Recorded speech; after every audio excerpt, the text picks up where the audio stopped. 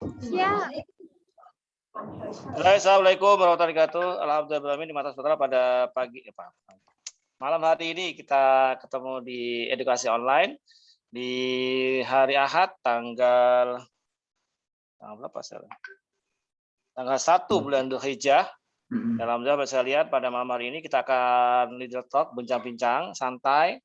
Nanti ada kesempatan saya mengucapkan sedikit aja, nanti sisanya lah kita tanya jawab terkait dengan HNI ya. Nah, tapi jangan konsultasi dulu sementara sekalian. Konsultasinya nanti pas di grup aja. Konsultasi penyakit apalagi ya. Konsultasi terkait dengan HNI, pertanyaan-pertanyaan dan sebagainya. Dan insya Allah pada malam hari ini kita mulakan dengan sama-sama baca kitab Al-Fatihah. A'udzubillahi minasyaitonirrajim. Bismillahirrahmanirrahim. Alhamdulillahirabbil alamin maliki yaumiddin. Iyyaka na'budu wa iyyaka nasta'in ihdinas siratal mustaqim. Shiratal ladzina an'amta 'alaihim ghairil maghdubi 'alaihim waladdallin. Rabbi zidni ilma warzuqni fahma wa rizqan wasi'an wa ma taqabbalan. Rabbi sholli sadri wa yassir li amri wal 'uqdatam min lisani yafqahu qawli. Mas sekalian, apa kabar? Alhamdulillah luar biasa, harus lebih baik. Allahu Akbar. Alhamdulillah luar biasa, harus lebih baik. Allahu Akbar. Yes. Dari Hongkong ya, semangat ya. Di jalan. Jalan ya. Sekalian, dan malam hari ini kita bahas tentang bisnis, tentang bisnis keren HNI. Nah, kalau ditanya tentang bisnis ya, tadi sempat saya di awal saya putarkan namanya film Embro dan Pipo. Sebenarnya itu film yang udah sering saya tonton ya, cuma itu membuka paradigma saya yang membuat bahwa hari ini saya harus berbisnis. Saya harus mulai berbisnis membangun jaringan pipa. Jaringan pipa itu sambil saya ngangkat ember gitu loh waktu dulu. Namun alhamdulillah hari ini ketika saya pastikan saya tidak mau ngangkut ember lagi, maka saya hari ini bangun pipanya, dan pipanya sudah mulai cukup panjang dan sudah menghasilkan debit air yang cukup bagus. Maka saya akan tambah pipa-pipa lagi di beberapa tempat yang insya Allah kemudian akan menghasilkan air yang lebih deras lagi. Apa itu pipa dan sebagainya, yang baru gabung paham Mas ya. Yang pasti Bapak sekalian, usia kita terbatas, waktu kita terbatas. Kita terkait dengan usia, waktu kita terkait dengan waktu, kita terkait dengan segala hal. Di era pandemi hari ini kita alami misalnya, alami itu yang luar biasa.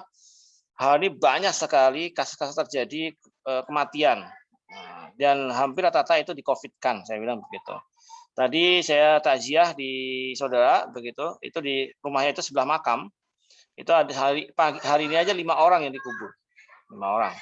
Ya terlepas dari apakah itu ajal dan sebagainya, tapi penyebabnya adalah saat ini semua rata-rata COVID. Hal ini kita baru sadar bahwa sejatinya bukan hanya kesehatan yang paling utama sekalian, tapi kita dilarang meninggalkan sekalian itu keluarga yang lemah atau generasi yang lemah. Kalau misalnya hari ini suami, ibu-ibu sekalian, lalu Allah ambil dengan wasilah COVID begitu ya, karena ini kan horor banget begitu. Kalau beliau meninggal duluan misalnya gitu ya, pertanyaan adalah apa yang hari ini suami bapak ibu tinggalkan? Apakah suami ibu tinggalkan harta yang banyak, rumah yang besar, pekerjaan yang bagus, atau justru suami bapak ibu sekalian meninggalkan hutang? Saya tidak nanya bapak ya, mohon maaf. Kenapa kalau saya nanya bapak ditinggal istrinya, saya nggak akan apa ya? Nggak tahu lah jawabannya apa pasti ya. Begitu kan bapak?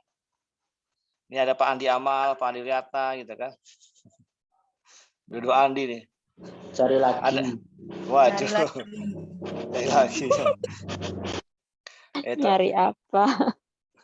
Nah, maka Bapak sekalian, intinya adalah begini. Jangan sampai kita hari ini dengan kondisi ini, banyak hari ini yang di COVID-kan itu jadi ini.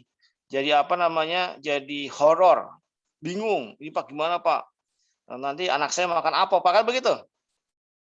Nanti suami saya beberapa memang itu apa namanya bergantung banget sama pekerjaan. Dan ada kata orang bijak ya, ketika Anda menggantungkan gaji Anda sebagai penghasil utama Anda, maka siap-siap Anda itu akan miskin atau bangkrut nanti bisa tua. Benar-benar. Ini saya senang kalau ngisi-ngisi kayak gini itu, saya senang berbagi yaitu dengan video yang satu ini. Video yang kemudian menyadarkan kita semua, jangan sampai kita yang sama. Diulang-ulang bagi yang sudah sering ikut Zoom saya pasti udah sering dengar, udah sering lihat video ini. Nah, kita akan saksikan video motivasi berikut ini. Tapi sudah nanti. Saat Elang berusia 40 tahun, cakar panjangnya sulit memegang mangsa yang hendak dimakannya. Paruh elang yang panjang dan tajam menjadi bengkok. Kedua sayapnya menua, bulunya menebal, dan menjadi beban berat elang untuk terbang.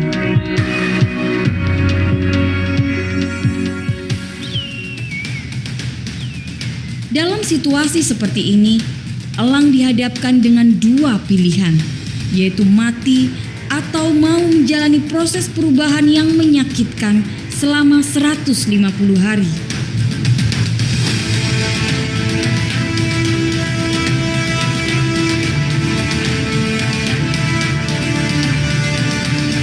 Pada proses itu, elang harus terbang ke puncak gunung untuk duduk dan hinggap di sarang. Paruh elang harus dipukulkan ke batu agar paruh lamanya lepas. Pada saat menunggu paruh barunya tumbuh, elang juga melepaskan cakar lamanya.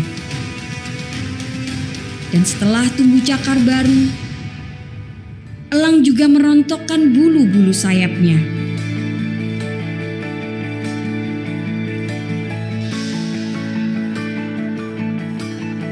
Setelah 150 hari berlalu, elang terlahir kembali dengan kemampuan terbang dan untuk hidup 30 tahun lagi.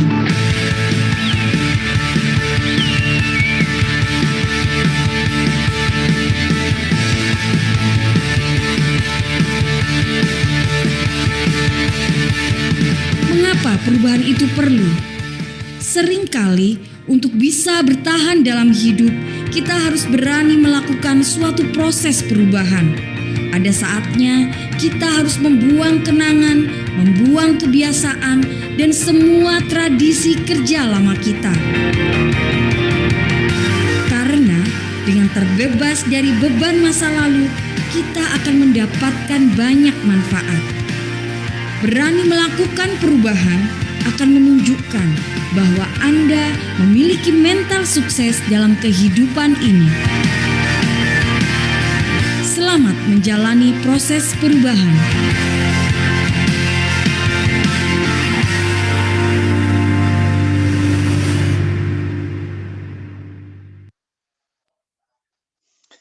Jadi kita belajar sama elang. Elang yang gagah berani, perkasa luar biasa. Dia di angkasa yang dahsyat luar biasa. Dia tinggi sampai di angkasa itu. Bisa melihat ikan yang ada jauh di bawahnya. Maka saya kadang-kadang kalau dalam konsep leadership saya bilang, kita nanti itu punya 3 tipe mitra. 1 tipe ayam, 2 tipe kalkun, yang ketiga tipe elang. Apa itu? Nah, nanti dibahas ya di materi berikutnya. Jadi Bapak sekalian, elang itu ketika usia 40 tahun, dia mulai bulu-bulunya menebal, paruhnya bengkok, cakarnya membengkok. Sehingga apa? Dia tidak bisa mencakar, dia tidak bisa terbang karena keberatan bulu, dan dia tidak bisa makan. Kenapa? Karena paruhnya terlalu bengkok. Maka sepakat nggak sepakat, setuju nggak setuju, siap atau nggak siap, pilihannya adalah dia mau berubah atau mati. Maka ada satu quote yang menarik. Kalau Anda ingin mendapatkan sesuatu yang baru, sesuatu yang belum Anda pernah dapatkan, maka Anda harus siap mengerjakan sesuatu yang baru. Dan sesuatu yang baru itu butuh adaptasi. Yang biasanya nyaman dengan duduk di kantor, berangkat pagi, pulang sore. Terus setiap bulan dapat gaji, dapat tunjangan, dinyamankan dengan semua fasilitas yang ada. Itu, enak banget kantor itu. Itu membunuh banget, Mas. Saya membunuh pelan-pelan, mohon maaf. Saya bilang, kenapa? Karena hampir rata-rata pensiunan pegawai itu ketika usia 55 gitu, itu mereka terkena sindrom namanya PPS, post power syndrome. Mulai sakit asam urat naik, mulai diabetes naik, mulai darah tinggi naik, uang pensiun yang harusnya buat cadangan itu biasanya dipakai untuk kesehatan. Ada yang nggak sepakat dengan saya? Atau ada yang memang, oh saya pensiun masih punya deposito banyak Pak, begitu. Maka memang sejatinya adalah kalau kita pengen sukses di dunia ini, maka kita ikuti Rasulullah SAW, teladan kita. Suri teladan kita. Saya tanya pada Bapak sekalian, Rasul itu pekerja, pegawai atau pebisnis? Bisnis. Pebisnis. 10 orang sahabat Rasulullah itu, 10 orang itu banyakkan pengusaha, pebisnis atau karyawan? Pebisnis. Pebisnis. Nah, pertanyaan begini. Sekaya apa sahabat-sahabat Rasulullah SAW? Kita satu-satu kita kupas.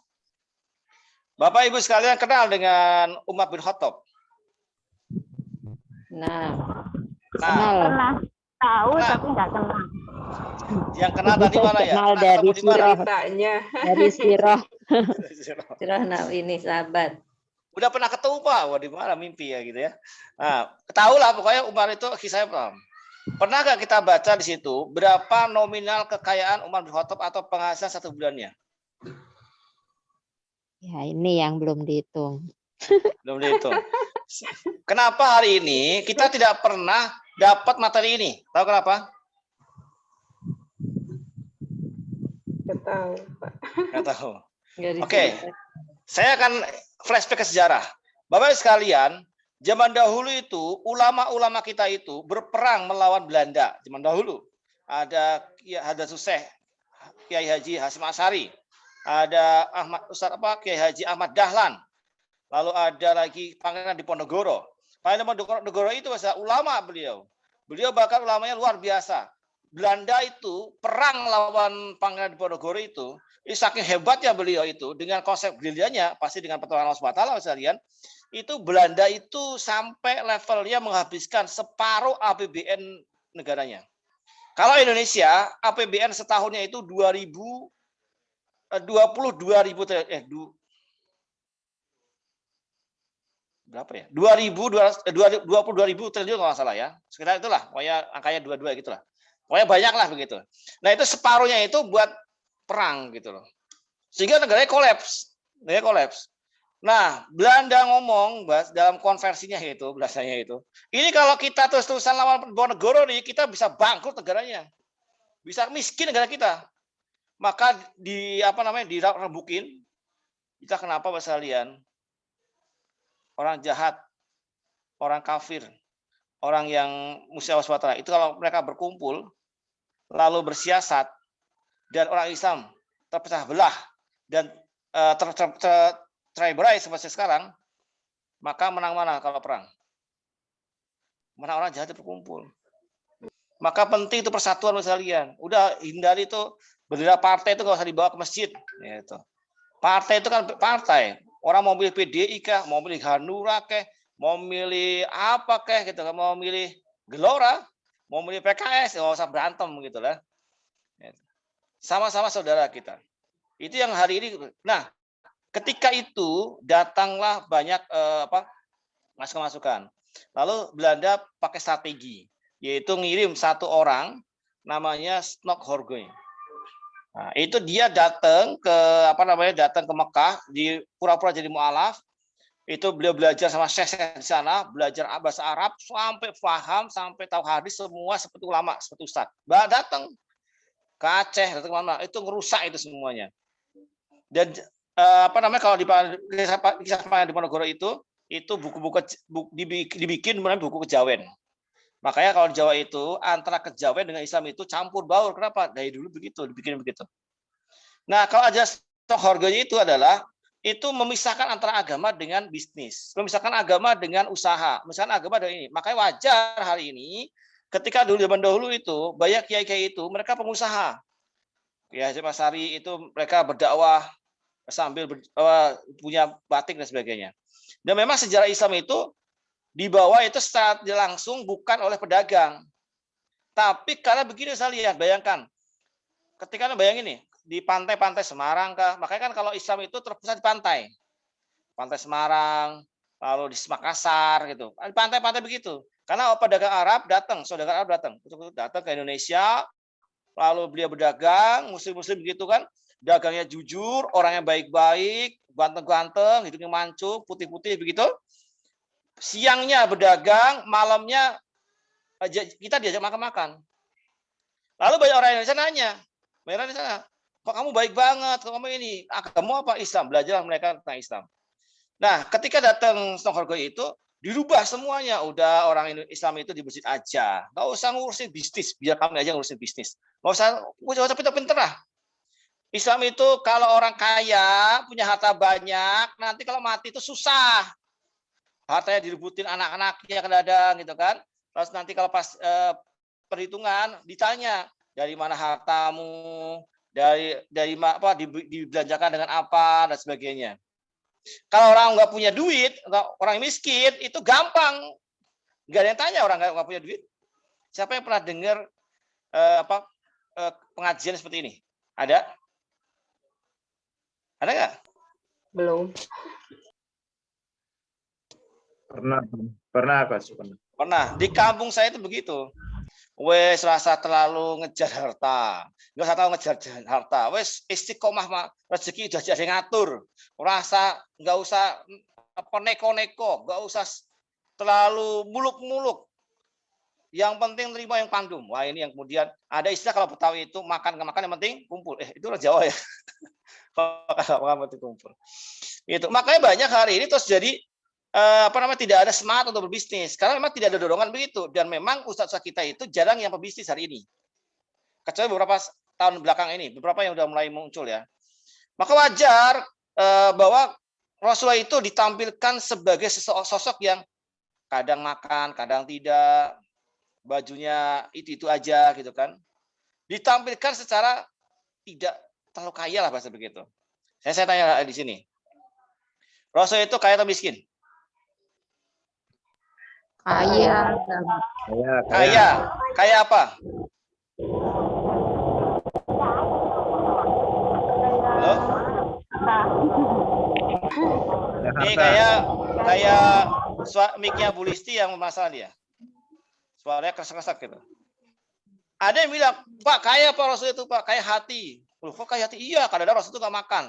Di sini kan hadisnya tidak terlihat Rasul itu masak selama sekian hari begitu. Oh, saya bilang Rasul itu kaya banget. Bayangin, usia 25 tahun itu beliau itu melamar Siti Khadijah dengan mahar yang sangat mahal begitu. Ada yang katakan 11 ekor unta merah. Unta aja sama sapi mahal mana? Nah, unta kan? Itu 11 ekor gitu. Bayangin. Itu berarti kalau nggak kaya nggak bisa. Anak usia 25 tahun. Nah, luar biasa dengan bisnis. Lalu pertanyaan begini, apa kaitannya dengan HNI, Pak? Apa kaitannya dengan HNI bisnis keren? Di mana letaknya? Letaknya adalah bahasa lihat kita ingin didorong, kita dorong untuk menjadi pebisnis. Kita didorong untuk menjadi seorang pebisnis. Why? Kenapa harus jadi pebisnis? Karena kalau kita nggak jadi pebisnis, kita nggak berniaga, umat Islam mati. Coba kita cek hari di kamar mandi. Di kamar mandi, cek. Siapa yang di kamar mandi masih pakai pasta gigi yang mereknya bukan dari Muslim? Ada? Nggak ada. Enggak, Pak. Udah dibuang jauh-jauh, Pak.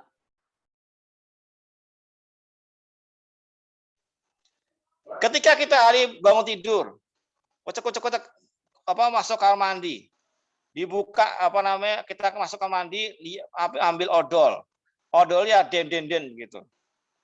Lalu habis itu cuci muka, pakai boy sabunnya. Habis itu wudu, sholat. Habis sholat duduk, minum teh yang wangi-wangi itu, pakai gulamu, nah itu.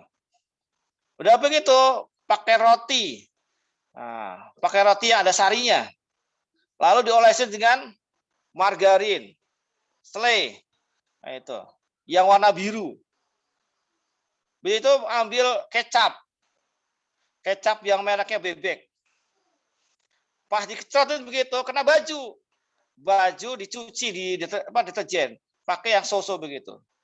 Udah begitu, ibu-ibu pakai bedak, pakai lipstik. Semuanya Mas, hampir rata-rata itu setiap hari kita itu membelanjakan produk kita gitu kepada justru adalah justru pada musuh-musuh Islam. Orang-orang yang tidak aware pada Islam. Benar-benar. Nah, saya tanya itu. Jujur dulu, benar nggak? Betul, zaman jahiliyah. Betul. Nah, kalau hari ini, sekalian, kita bangun tidur. Saya biasakan kalau bangun tidur itu sebelum ngapain, saya langsung ke duduk dulu, duduk 1,5 menit, daripada duduk doang cuma bengong, baca doa bangun tidur, lalu baca 10 surat terakhir di surat Ali Imran. Nah, nanti bisa dihafalkan itu, surat itu terakhir. Dan itu berdiri, jalan ke dapur, ambil madu. Yang di mana? Di belakang ada madu apa? Kalau ada di belakang itu madu multi, ya madu multi. Kalau extra food, tergantung anak saya ngambil apa. Extra food, tuangin di gelas, dikocek-kocek, diaduk, diminum. Itu. Karena pagi hari ketika kita mengkonsumsi madu itu sangat bagus buat untuk meriset enzim kita. Dan madu itu kalau dikocok atau diaduk, dia partikel jadi kecil dan mudah diserap ke tubuh. Nah, ketika ada itu, cuci muka dan sebagainya, gosok gigi, mandi, saya biasakan mandi pagi. Ingat, manusia itu mandi pakai air dingin, minumnya air hangat. Jangan kebalik. Jangan minumnya air dingin, mandi air hangat. Kenapa sekalian? Air hangat itu melunturkan lemak. Jadi yang merasa lemaknya berlebih, tolong disedekahkan sekalian. Di perut, di paha, gitu kan, di punggung, gitu kan. Itu gamis sudah mulai nggak muat-muat semua, gitu. Nah, mulai banyakkan minum air hangat. Karena air hangat itu dia akan melunturkan lemak. Kalau air dingin buat mandi itu membersihkan kotoran. Jadi kalau pagi sekalian sebelum subuh bagusnya mandi pakai air dingin. Tapi saran terbaik saya sebelum mandi jangan langsung diguyur, tapi berwudu dulu. Kenapa berwudu dulu, Pak?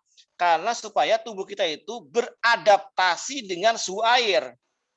Supaya kalau nggak langsung, kalau ada langsung, apalagi guyurnya di kepala, maka bisa jadi ada kena stroke nanti.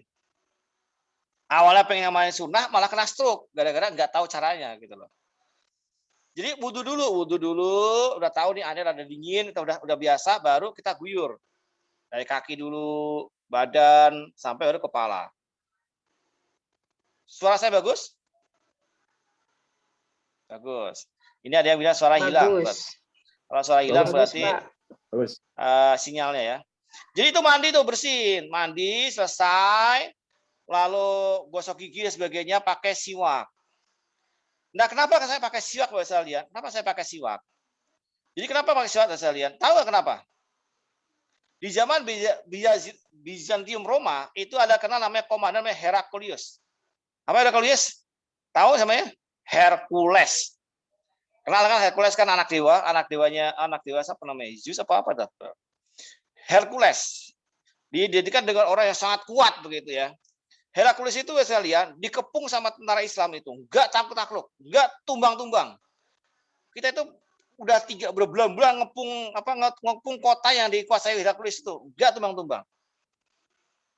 Lalu karena komandannya itu soleh, ini penting sekalian. Kalau komandannya soleh begini, kalau leadernya soleh begini, begitu omset turun, begitu bisnis turun, itu yang dicek adalah yaumiyahnya, bagaimana sholat tahajudnya, bagaimana tilawahnya, bagaimana baca Quran, bagaimana sholat ininya, sholat malamnya gitu. Kita tahu kan ada tentara dari Palestina itu namanya Izzuddin Al-Qassam. Itu yang ketika masuk jadi tentara itu wajib dia itu hafal 30 juz. Tidak pernah absen sholat jamaah di masjid dan nggak pernah telat. Gitu. Wah, luar biasa. Sering puasa Senin Kemis. Itu ceknya begitu. Maka mereka kuat-kuat orangnya. Karena kalau mereka itu kita menjalankan Islam dengan baik, itu bisa kuat gitu. Jadi kita kuat. Nah, itu dicek semua kemarin dicek satu-satu. Jadi kalau Bapak Ibu sekalian hari ini leader, ketika omset turun, nggak naik, justru stuck, coba cek yaumiyahnya. Jangan-jangan kita masih punya naik dosa. Itu kenapa perbanyak istighfar. Astagfirullahaladzim itu 5.000 kali. Zunnun Setiap pagi setiap habis subuh. La ilaha illa anta subhanaka inni kuntu minadz zalimin. Itu 40 kali minimal. Supaya hajat kita terpenuhi. Nah, buat kalian, ketika dicek itu semua dijalanin semua. Kita semua jalanin. Ada yang lupa satu itu, apa? Bersiwak.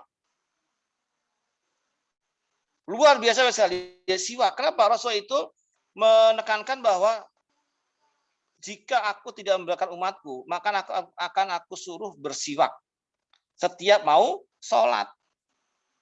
Gitu loh. Nah, tapi sayangnya aplikasinya itu kadang-kadang ada jorok dikit gitu ya. Gosok-gosok, nggak dicuci langsung masukin ke kantong. Begitu pernah lihat? Harusnya kan digosok-gosok, dibersihin, itu sebelum wudhu harusnya. Sebelum wudhu siwakan dulu, atas habis wudhu siwakan, baru cuci siwaknya itu, kasih kayak tutup pulpen itu, cek, kantongin, jadi steril. Kalau ini enggak, ambil dari kantongnya dulu gosok, masukin lagi gitu loh. Maka wajar ketika hari ini orang itu nggak mau bersiwak. Kenapa? Lihat begitu. Kalau ada dokter bilang, siwak membuat gigi saya radang. Nah, karena cara siwaknya salah.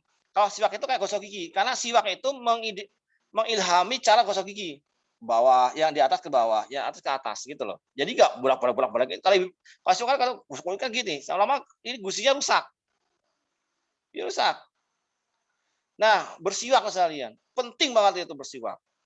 Lalu bersiwaklah semua disuruh. Pokoknya semua sebelum sholat subuh bersiwak semua bareng-bareng. Nah, gitu. Nah, biasa kalau dalam perang itu ada intelijen, spionase, ngawasin gitu. Nah, ini tentara Bizantium Roma itu ngawasin dari jauh. Nah, karena zaman dulu itu orang Roma itu nggak tahu itu kayak apa itu kerjain. Itu mereka langsung lari tunggang langgang, ketemu dengan Hercules. Dia ngos-ngosan tuh. Kenapa kalian begitu? Kita ini adalah tentara yang paling kuat begitu. Kita itu tentara yang hebat luar biasa. Tidak ada satupun tentara yang bisa mengalahkan kita. Strategi perangnya luar biasa. Tapi saya tidak sampai habis pikir bagaimana strategi orang Islam sampai menyuruh pasukannya mengasah giginya. Horor itu. Ini sampai giginya diasah. Itu mau strategi cara apa begitu? Bahasanya. Karena kan siwak kan begini. Orang tahu lihat dari jauhnya kayak ngasah gigi. Gara-gara bersiwak kesalian itu menang. Itu yang luar biasa. Luar biasa dari Islam begitu loh. Jadi teladan terbaik, maka bersiwak kesalian.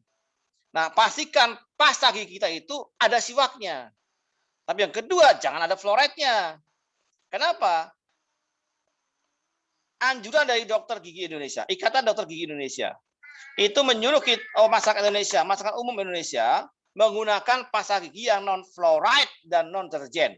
Ingat, non fluoride dan non deterjen. Kenapa kalian? Tanya ke mereka ya, saya paham. Nah, pertanyaannya adalah carilah pasta gigi yang dia itu non fluoride dan non deterjen plus mengandung siwak. Ada nggak misalnya di Indonesia? Pasta gigi yang non fluoride, non deterjen dan ada siwaknya. Ada nggak? Ada. Ada. Namanya apa? PGH Herbal. PGA Herbal. HNI. Pertanyaan gini sekalian. Wah Pak, PGA mah mahal. Ya iyalah Bu, kalau Ibu bandingkan dengan pasta gigi biasa mah nggak head to head. Kalau head to head itu gini. Bapak Ibu sekalian punya mobil Avanza. Disandingin sama Innova. Kira-kira sama nggak mobilnya? Ya sama Pak, sama-sama mobil. Tapi coba bandingkan, coba ada naik Avanza sama Innova. Apalagi nih Mbak Anissa nih, dari Cicerep tetangga saya. Bu Anissa ya, itu suruh milih. Bu, Ibu mau naik Alphard atau mau naik Agya? Milih mana? Naik Alphard, apalagi mau kondangan. Itu paling seneng naik Alphard, turun di depan pintu kondangannya. Karena naik mobil mewah itu, sekalian, bukan masalah naiknya, bagaimana cara turunnya gitu. Nah, sama-sama mobil kok. Agya rodanya 4, maaf, rodanya 4. Stangnya bundar, ada AC-nya, bisa kenceng. Alphard juga sama, ada stangnya, ada bannya, bisa kenceng. Sama-sama mobil. Tapi kenapa hari ini lebih mahal Alphard berkali-kali lipat? Kan begitu sekalian. Maka hari ini saya udah mulai hari ini setiap pagi saya dan keluarga berusaha berikhtiar tiap pagi sekalian menggunakan pasta GHNI. Kenapa? Baru itu yang saya temukan non deterjen, non fluoride dan mengandung siwak. Tiap hari kerja, tiap pagi, siang, sore, dan sebagainya. Ngopinya kopi Sevel, tehnya teh Centella, Janati hot, Janati cool, susunya EGM, madunya extra food, honey health gitu. Terus madu multi apa madu haba dan sebagainya. Seperti bahasa kalian. Jadi sehat luar biasa. Dan alhamdulillah ada sisi bisnis di situ. Makanya bisnis keren. Kerennya apa bahasa kalian? Kerennya adalah ketika Anda bergabung bersama HNI hari ini, 3-4 tahun kemudian, kalau Anda kerja benar, insya Allah Anda bisa mendapatkan sesuatu yang sangat luar biasa. Saudara bikin bahasa kalian. Kalau Anda hari ini mengajak hijrah setiap keluarga orang Indonesia, mengajak hijrah teman-teman Anda hari ini untuk hanya pakai PGA saja. PGA saja satu. Yang harganya Rp17.000 ketika Anda mengajak 10 orang. Ketika Anda mengajak 100 orang, maka 100 orang itu dia akan pakai PGA setiap hari. Yang unik bahasa kalian adalah nanti ketika mereka punya anak, setiap hari pakainya PGA. Kan banyak orang dikatakan ini, Ibu kenapa pakai pasta gigi yang itu, yang deden itu Bu? Deden Pepso gitu ya. Nah, kenapa? Oh murah Pak. Yang murah lebih banyak kok Bu.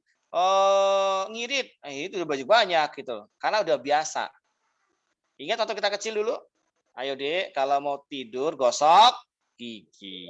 Masuk kamar mandi, lihat PGH. PGH apa ini? Belum ada dulu ya. Lihat itu saat pagi, malam, siang, setahun, 2 tahun, 10 tahun, 40 tahun. 40 tahun tiap hari. Nah, ketika kita berkeluarga, otomatis ketika beli di mall lain, itu pasti nyarinya itu. Tapi kalau hari ini Bapak sekalian, kita ganti pasta gigi kita dengan PGH, maka anak kita tiap pagi gosok gigi pakai PGH. Siangnya PGH, sorenya PGH, malamnya PGH. Setiap hari dari mereka kecil sampai dia punya anak kecil. Paham? Nah, kalau 100 orang itu masing-masing pakai PGH, maka lalu dia ngajak anaknya, otomatis dia anaknya ada 4, 5, 7, 2, 3, udah berapa kali? Dan itu dipakai seumur hidup. Maka kerennya bisa kalian adalah sekali daftar berlaku seumur hidup. Sekali aktif punya mitra, maka mitra kita itu akan menjadi mitra kita seumur hidup. Dan sekali kita punya omset, misalnya mereka akan terus sampai nggak tahu. Itu keren loh kalian. Coba bis mana yang kayak gitu. Kita udah endorse. Contoh sebenarnya sederhana aja. Kita endorse. Ada misalnya ibu-ibu sering jualan gamis atau kerudung bermerek RRR, ZZZ, NNN, kenal? Nah, itu. Kalau saya biasa sama istri itu senangnya beli yang itu, yang N mereknya, tulisan N gitu. Tahu ya Bu ya? Itu. Nah, ketika saya endorse dan sebagainya, lalu saya jualan ke Bu Anissa, saya jualan ke Mbak Listi, saya jualan ke Bu Sri Mariati, saya jualan ke Bu Diana gitu kan. Saya jualan aja, saya endorse. Kenapa sih Pak? Ini bagus loh Bu, kayaknya enak sebagainya. Lalu tahu-tahu Bu Anis ini datang ke Citerep. Ternyata di situ ada ada itu tokonya. Saya sebut aja Nibras House lah begitu. Saya bukan endorse Nibras ya, bukan. Nibras House begitu. Lalu tahu-tahu Bu Anis itu datang ke situ, ditawari jadi agen. Pertanyaannya adalah, saya yang berjuang nawarin, saya yang endorse tadi di awal, supaya Bu Anis langganan dengan Nibras itu, lalu Bu Anis jadi agen Nibras. Saya untung apa? Nggak ada. Tetangga saya nanti semua ditawarkan Nibras semua sama Bu Anis. Saya pelanggan saya hilang loh. Ya. Yang punya pasar Nibras. Tapi kalau saya tawarkan HNI, Bu Anis, ayo Bu, awalnya untuk pengobatan. Lama-lama jadi punya bonus. Saya kan datang ke Bu Anis kalau masih ingat dulu. Bu Anis udah punya buka AVO belum? Belum Pak. Coba buka AVO-nya. Lalu coba lihat total bonusnya. Setahun 5.000. Tahun kedua 4.000. Ini duit semua Pak? Iya. 19.000. Bisa diambil nggak? Bisa. setelah tahu ada duitnya, aktif beliau. Sekarang jadi stokis ya. Alhamdulillah. Sebentar lagi jadi SM misalnya. Nah, luar biasa. Beliau tetangga saya hari di Cicerep. Sekarang jauh banget sekarang, tapi bisa komunikasi. Tetap komunikasi, dapat saya berikan arahan terbaik. Kenapa sekalian? Karena saya pengen Bu Anis itu bisa seperti saya. Minimal begitu. Bisa dapat mobil, alhamdulillah kan? Nggak perlu beli mobil kan begitu. Nah, ini ditantang sama Pak Haji Rafiq nih. Bapak mau nggak diantar mobil Pajero cash gitu? Wah, ya mau banget. Oh, namanya Pajero Mas. Bukan panas jebut jeru ya gitu. Untungnya Pak Rafiq nggak nawarin, mau nggak Pak diantarin Bujiro? Aduh, saya belum siap Pak kalau Bujiro. Kalau Pajero saya siap gitu. Kalau Pak Andi kayaknya udah siap dengan lahir batin tuh.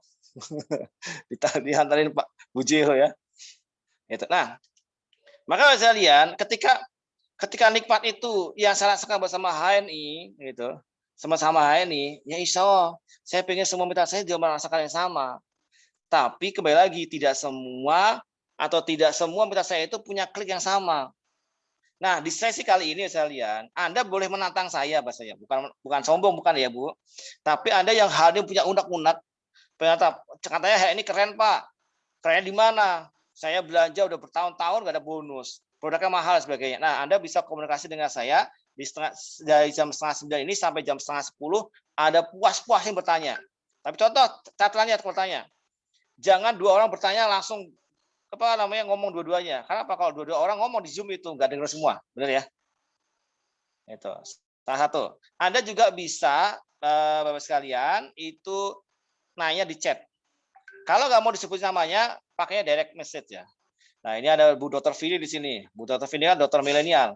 Beliau ngasih testimoni. Iya dong Pak, pas gigiku juga pegang siwak dan manfaat siwaknya sebagai antimikroba, menghambat pertumbuhan bakteri dan gigi berlubang. Karena gigi itu aset. Karena kalau udah sakit gigi, badan juga ikut sakit semuanya. Gitu. Itu Bu Dr. Vini nih, ada orangnya di sini. Dan luar biasa saya ada ya. Ini Bu Dr. Vini muncul orangnya ya. Mana nih videonya Bu Dokter? Lagi ini Pak. Lagi praktek ya? Enggak, lagi bed rest. Oh, siap. Lanjutkan Bu Dokter ya. Nah, sama-sama. Nah, saya ketemu ternyata setiap gigi kita itu punya hubungan dengan organ loh. Wah, siap-siap nih Pak Andi, Bu Diana yang ikut KHT lanjutan nanti dapat limpahan materinya. Setiap gigi kita itu ada hubungan dengan organ. Gigi saya di sini nomor 5 hilang sama bawah. Ternyata itu berhubungan dengan hati dan pencernaan. Wajar. Saya itu bermasalah banget dengan hati dan pencernaan. Nggak beres-beres itu. Saya kalau lagi tinggal berat badan 88, 87, astagfirullahaladzim. Perutnya gede banget ini. Ini ada masalah apa nih? Makanya tapi makan saya sedikit. Wah, pencernaan. Saya minum sari kurma. Minum produk zaitun al-ad. Saya minum. Wah, air putih saya banyakin sambil ngezoom. Wah, terus saja. Alhamdulillah. Wah, keluar semua itu. Dan itu lega. Jadi perutnya ada kempesan dikit gitu loh. Kalau jalan nggak perlu nahan perut, nggak perlu nahan nafas. Gitu. Kalau foto nggak perlu nahan nafas gitu loh. Dia banget dengan olahraga. Itu ternyata ada ilmunya, baru tahu saya gitu. Masya Allah, ini ilmunya nggak habis nanti ya. Bisa-bisa nanti KHT lanjutnya bisa setahun, Pak. Nah, itu luar biasa bagi kalian bahwa hari ini HI itu menarik banget. Keren banget sekalian. Nah, silakan siapa yang mau bertanya duluan, silakan nyalakan mic-nya. Terus sebutkan namanya udah ada ya, asalnya aja. Dan mentornya. Misalnya contoh Bu Semariati dari Bekasi, mentornya siapa begitu. Biar saya kenal ya. Silakan, siapa dulu yang mau tanya?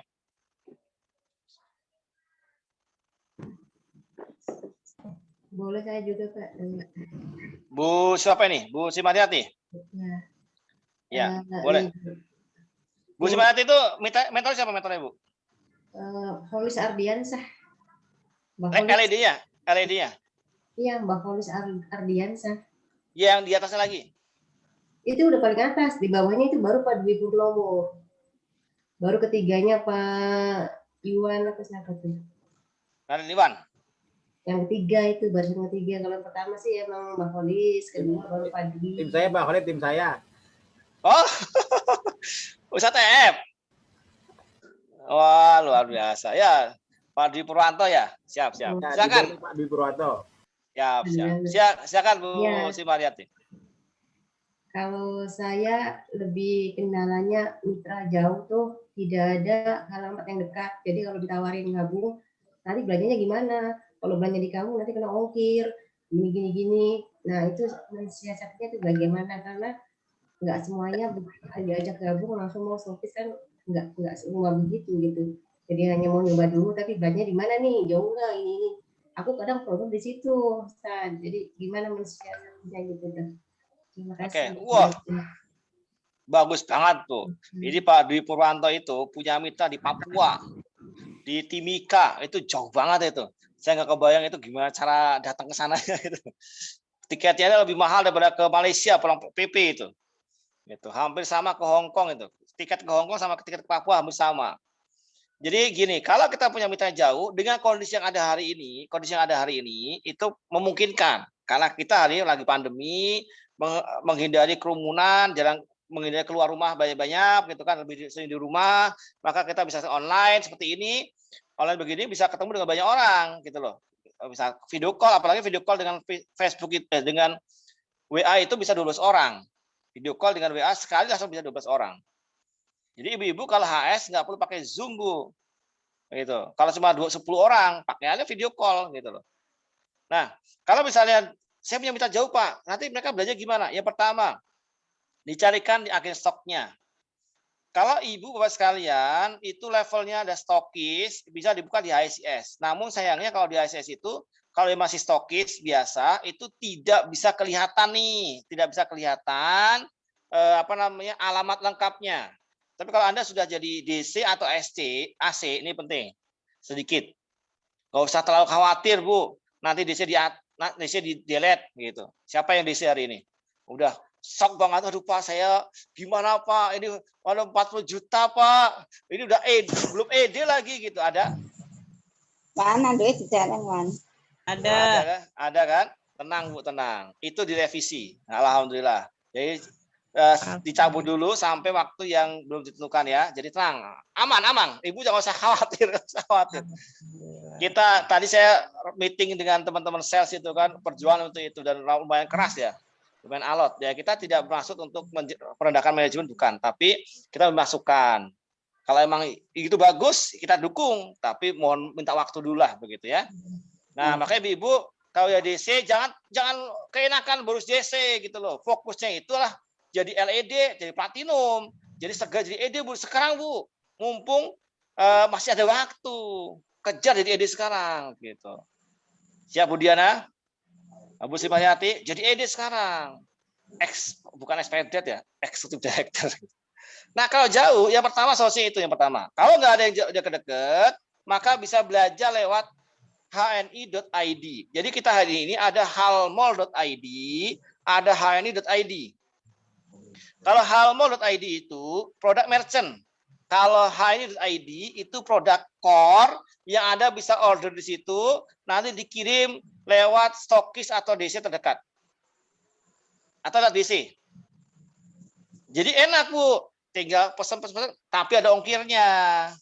Ya sama lah, Bu, kalau belanja di Shopee dan sebagainya. Kalau nggak mau keluar, ongkir. Kalau bahasa saya ongkir lah, daripada Ibu keluar repot, mendingan pakai ongkiran, selesai. Gitu. Yang ketiga, Bu, kalau agak belum ada halal di tempat Ibu, peluang banget, Bu, jadi halal. Aduh teh, nggak punya duitnya saya. Oh ya memang orang bisnis itu nyari duit, bukan nunggu punya duit. Benar-benar. Coba tanya itu semua orang yang mulai usaha. Saya tanya hari ini, semua yang mulai usaha itu modalnya kalau udah gede ya, bikin Alfamart, Indomaret sebagainya. Itu modalnya modal sendiri atau ngutang? Bayangkan pihak ketiga toh, investor atau bank. Rata-rata begitu.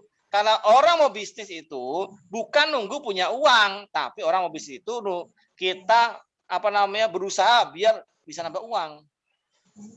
Dan jadi halal dari stokis itu tidak ada resiko sama sekali. Tidak ada resiko sama sekali.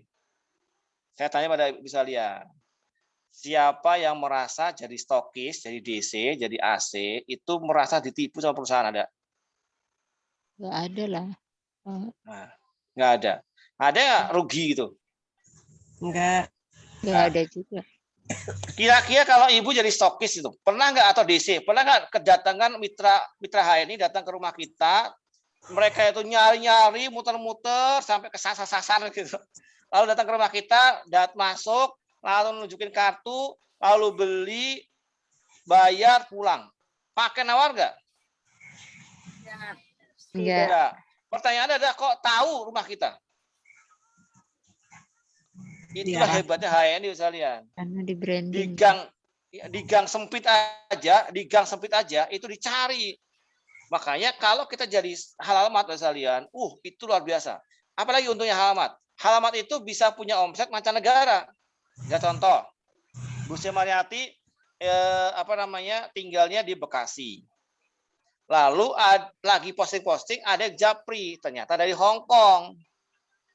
Dia pengen pesen kopi Sevel misalnya gitu. Kan kalau dikirim dari sini ke Hong Kong itu ongkirnya bisa ratusan ribu toh. Satu kopi Sevel 1 kilonya. Ya gampang banget. Itu hubungi Mbak Husnul. Iya. Selesai kan? Tapi yang menarik kan gini, Mbak Husnul kan sekarang jadi jadi DC karena ikut kelas akselerasi gitu. Jadi DC.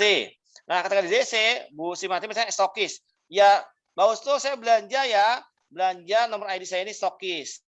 Nama Mbak Husnul di input ke stokis.